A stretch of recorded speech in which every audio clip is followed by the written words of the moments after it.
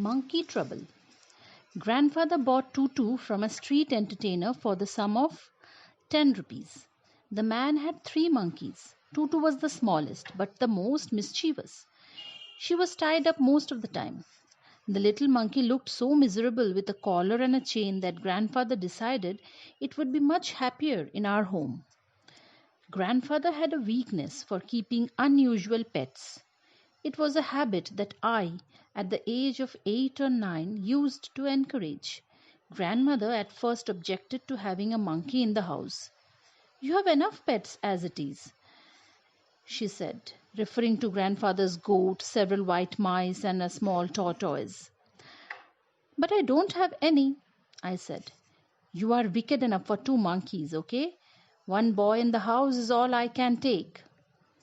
"Ah, but Tutu isn't a boy," said grandfather triumphantly. "This is a little girl monkey." Grandmother gave in. She had always wanted a little girl in the house. She believed girls were less troublesome than boys. And Tutu was to prove her wrong. She was a pretty little monkey.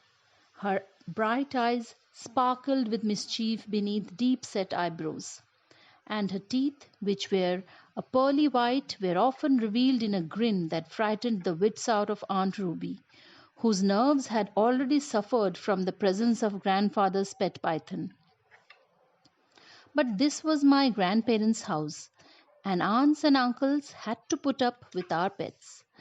Tutu's hands had a dried up look, as though they had been pickled in the sun for many years. One of the first things I taught her was to shake hands, and this she insisted on doing with all who visited the house. Peppery Major Malik would have to stoop and shake hands with Tutu before he could enter the drawing room. Otherwise, Tutu would climb onto his shoulder and stay there, roughing up his hair and playing with his moustache. Uncle Benji couldn't stand any of our pets and took a particular dislike to Tutu, who was always making faces at him. But as Uncle Benji was never in a job for long and depended on grandfather's good-natured generosity, he had to shake hands with Tutu like everyone else. Tutu's fingers were quick and wicked, and her tail, while adding to her looks. Yes, grandfather believed a tail would add to anyone's good looks. Also served as a third hand. She would use it to hang from a branch, and it was capable of scooping up any delicacy that might be out of reach of her hands. On one of Aunt Ruby's visits, loud shrieks from her bedroom brought us running to see what was wrong. It was only Tutu trying on Aunt Ruby's petticoats. They were much too large, of course, and when Aunt Ruby entered the room, all she saw was a faceless white blob jumping up and down on the bed. We disentangled Tutu and soothed Aunt Ruby. I gave Tutu a bunch of sweet peas to make her happy. Granny didn't like anyone plucking her sweet peas, so I took some from Major Malik's garden while he was having his afternoon siesta. Then Uncle Benji complained that his hairbrush was missing. We found Tutu sunning herself on the back veranda using the hairbrush to scratch her armpits. I took it from her and handed it back to Uncle Benji with an apology, but he flung the brush away with an oath. "Such a fuss about nothing," I said. "Tutu doesn't have fleas." "No, and she bathes more often than Benji," said grandfather, who had borrowed Aunt Ruby's shampoo to give Tutu a bath. All the same, grandmother objected to Tutu being given the run of the house. Tutu had to spend her nights in the outhouse in the company of the goat. They got on quite well, and it was not long before Tutu was seen sitting comfortably on the back of the goat, while the goat roamed the back garden in search of its favorite grass. The day grandfather had to visit Meerut to collect his railway pension, he decided to take Tutu and me along to keep us both out of mischief. He said that to prevent Tutu from wandering about on the train causing inconvenience to passengers, she was provided with a large black travelling bag. This with some straw at the bottom became her compartment. Grandfather and I paid for our seats, and we took Tutu along as hand baggage. There was enough space for Tutu to look out of the bag occasionally and to be fed with bananas and biscuits, but she could not get her hands through the opening and the canvas was too strong for her to bite her through. Tutu's efforts to get out only had the effect of making the bag roll about on the floor or occasionally jump into the air, an exhibition that attracted a curious crowd of onlookers at Dehra and Meerut railway station. Anyway, Tutu remained in the bag as far as Meerut, but while grandfather was producing our tickets at the station, she suddenly poked her head out of the bag and gave the ticket collector a wide grin. The poor man was taken aback. But with a great presence of mind and much to grandfather's annoyance, he said, "Sir, you have a dog with you. You will have to buy a ticket for it." "It's not a dog," said grandfather indignantly. "This is a baby monkey of the species Macacus mischievus, closely related to the human species Homus horribilis, and there is no charge for babies." "It's as big as a cat," said the ticket collector. "Cats and dogs have to be paid for." "But I tell you, it's only a baby," protested grandfather. "Have you had a birth certificate to prove that?" demanded the ticket collector. "Next, you will be asking to see her mother," snapped grandfather. In vain did he take Tutu out of the bag.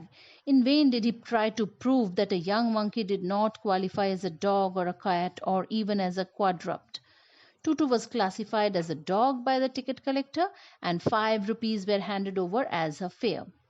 Then grandfather, just to get his own back, took out from his pocket the small tortoise that he sometimes carried about, and said, "And what must I pay for this, since you charge for all creatures, great and small?" The ticket collector looked closely at the tortoise, prodded it with his forefinger, gave grandfather a triumphant look, and said, "No charge, sir. It is not a dog." Winters in North India can be very cold. A great treat for Tutu on winter evenings was the large bowl of hot water given to her by grandfather for a bath. Tutu would cunningly test the temperature with her hand and then gradually step into the bath, first one foot, then the other, as she had seen me doing, until she was in the water up to her neck. Once comfortable, she would take the soap in her hand or feet and rub herself all over. When the water became cold, she would get out and run as quickly as she could to the kitchen fire in order to dry herself. If anyone laughed at her during this performance, Tutu's feelings would be hurt, and she would refuse to go on with the bath. One day, Tutu almost succeeded in boiling herself alive. Grandmother had left a large kettle on the fire for tea, and Tutu, all by herself and with nothing better to do, decided to remove the lid. Finding the water just warm enough for a bath, she got in, with her head sticking out from the open kettle. This was fine for a while until the water began to get heated. Tutu raised herself a little, but finding it cold outside, she sat down again. She continued hopping up and down for some time until grandmother returned and hauled her, half boiled, out of the kettle. "What's for tea today?" asked Uncle Benji gleefully. "Boiled eggs and a half-boiled monkey?" But Tutu was none the worse for the adventure and continued to bathe more regularly than Uncle Benji. Aunt Ruby was a frequent taker of baths. This met with Tutu's approval, so much so that one day when Aunt Ruby had finished shampooing her hair, she looked up through the lather of her bubbles and soap suds to see Tutu sitting opposite her in the bath, following her example. One day Aunt Ruby took all of us by surprise. She announced that she had become engaged. We had always thought Aunt Ruby would never marry. She had often said so herself, but it appeared that right man had now come along in the person of Rocky Fernandez, a school teacher from Goa. Rocky was a tall, firm-jawed, good-natured man, a couple of years younger than Aunt Ruby. He had a fine baritone voice and sang in the manner of the great Nelson Eddy. As grandmother liked baritone singers, Rocky was soon in her good books. But what on earth does he see in her? Uncle Benji wanted to know. More than any girl has seen in you, snapped grandmother. Ruby is a fine girl and they are both teachers. Maybe they can start a school of their own. Rocky visited the house quite often and brought me chocolates and cashew nuts, of which he seemed to have an unlimited supply. He also taught me several marching songs. Naturally, I approved of Rocky. Aunt Ruby won my grudging admiration for having made such a wise choice. One day I overheard them talking of going to the bazaar to buy an engagement ring. I decided I would go along too. But as Aunt Ruby had made it clear that she did not want me around, I decided that I had better follow at a discreet distance. Tutu, becoming aware that a mission of some importance was underway, decided to follow me. But as I had not invited her along, she too decided to keep out of sight. Once in the crowded bazaar, I was able to get quite close to Aunt Ruby and Rocky without being spotted. I waited until they had settled down in a large jewelry shop before sauntering past and spotting them, as though by accident. Aunt Ruby wasn't too pleased to see me, but Rocky waved and called out, "Come, join us. Help your aunt choose a beautiful ring." The whole thing seemed to be a waste of good money, but I did not say so. Aunt Ruby was giving me one of her more unloving looks. "Look, these are pretty," I said, pointing to some cheap, bright agate set in white metal. But Aunt Ruby wasn't looking. She was immersed in a case of diamonds. "Why not a ruby for Aunt Ruby?" I suggested, trying to please her. "That's her lucky stone," said Rocky. "Diamonds are the things for engagements," and he started singing a song about a diamond being a girl's best friend. While the jeweler and Aunt Ruby were sifting through the diamond rings and Rocky was trying out another tune, Tutu had slipped into the shop without being noticed by anyone but me. A little sequel of delight was the first sign she gave of her presence. Everyone looked up to see her trying on a pretty necklace. "And what are those stones?" I asked. "They look like pearls," said Rocky. "They are pearls," said the shopkeeper, making a grab for them. "It's that dreadful monkey!" cried Aunt Ruby. "I knew that the boy would bring him here." The necklace was already adorning Tutu's neck. I thought she looked rather nice in pearls, but she gave us no time to admire the effect. Springing out of her reach, Tutu dodged around Rocky, slipped between my legs, and made for the crowded road. I ran after her, shouting to her to stop, but she wasn't listening. There were no branches to assist Tutu in her progress, but she used the heads and shoulders of people as springboards and so made rapid headway through the bazaar. The jeweler left his shop and ran after us. So did Rocky. So did several bystanders who had seen the incident, and others who had no idea what it was all about joined in the chase. As grandfather used to say, in a crowd everyone plays follow the leader, even when they don't know who is leading. Not everyone knew that the leader was Tutu. Only the front runner could see her.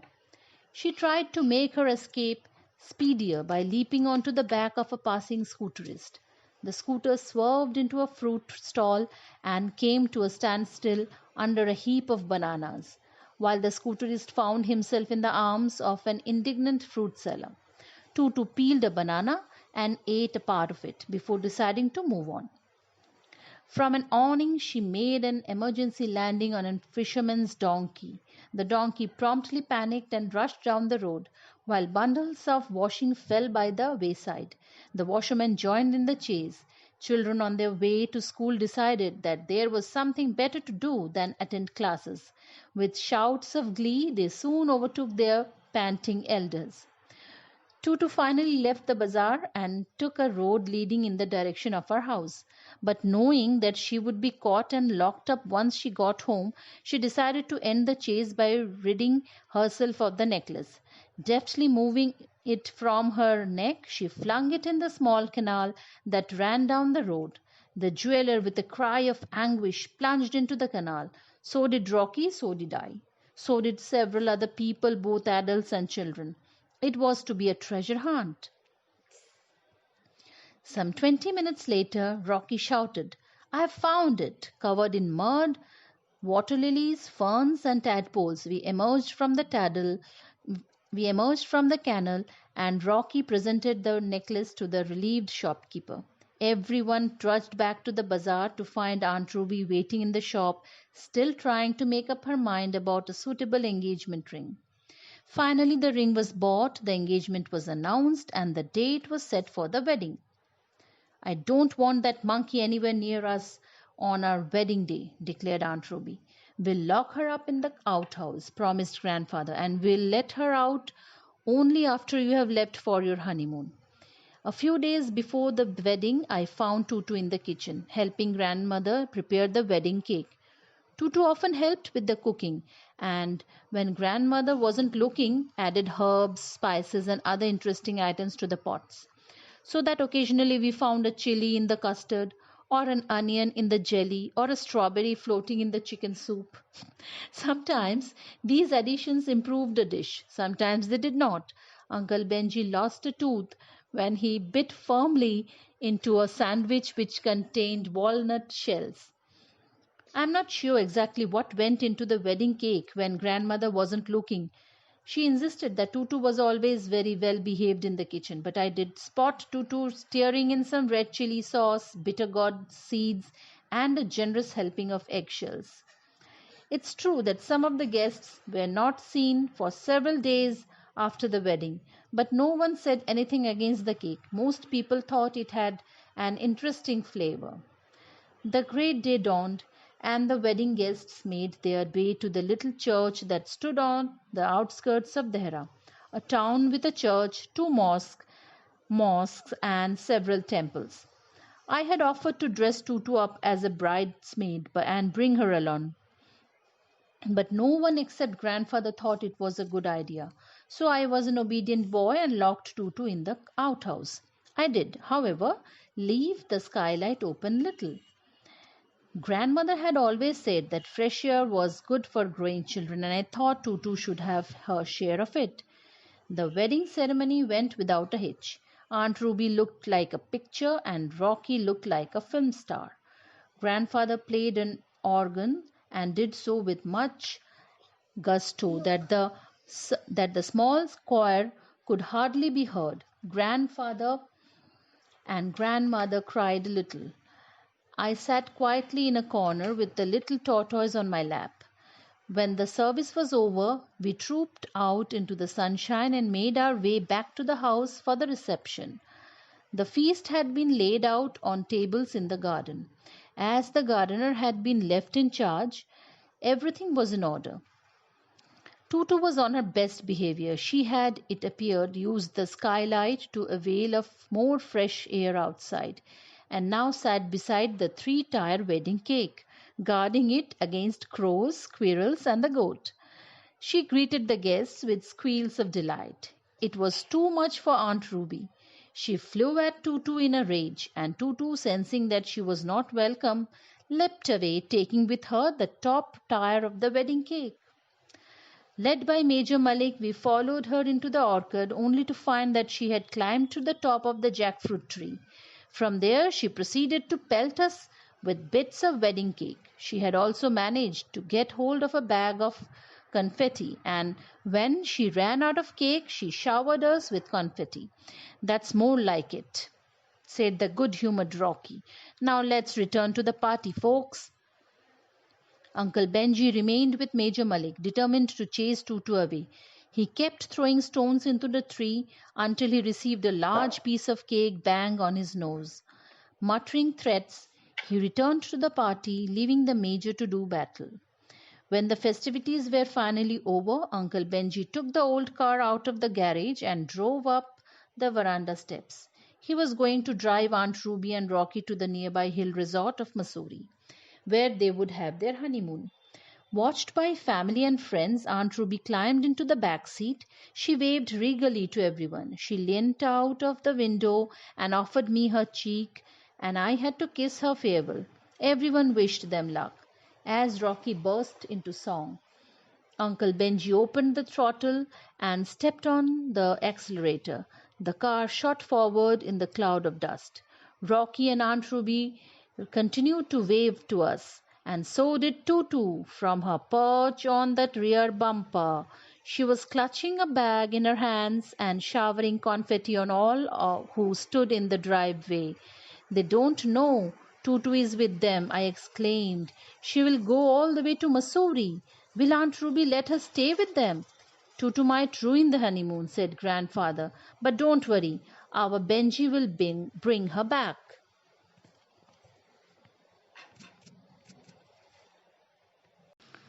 Monkey